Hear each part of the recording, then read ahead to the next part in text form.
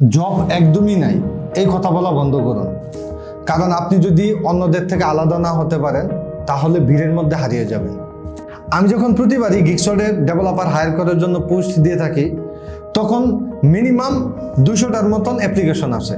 কিন্তু মজার বিষয়, যখন আমি পোর্টফোলিও ওপেন করে দেখি তখন আমার মাথা ধরার অবস্থা।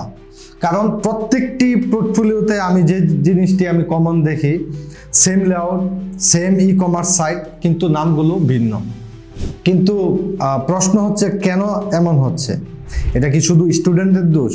না, কারণ তারা প্রত্যেকেই সেম টিচারের আন্ডারে কোর্সগুলো করতেছে, যার জন্য এই যে গণহারে ডেভেলপার বানানো হচ্ছে, তার জন্য same project, same layout, same design. এই গণহারে ডেভেলপার বানানোর কারণে সিভি ফিল্টারিং করতেও সমস্যা হচ্ছে।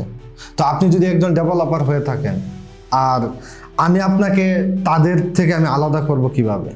তাই আমি বলবো যে রিয়েল লাইফ প্রবলেম সলভিং করুন, যেমন এডুকেশনাল, এরপর হচ্ছে অটোমেশন, ট্রাভেল, এগুলো নিয়ে কাজ করুন। তাহলে আপনাকে ভিড়ের মধ্যে থেকে আলাদা করতে পারবো। আপনি যদি নিজেকে ইউনিকভাবে প্রেজেন্ট করতে চান তাহলে আপনার কোর্স টিচারের কপি পেস্ট প্রজেক্ট না করে আপনি আপনার আশেপাশে এমন অনেক প্রবলেম আছে সেগুলো নিয়ে কাজ করুন। তখন আপনার জব খুঁজতে হবে না, জবই আপনাকে খুঁজবে।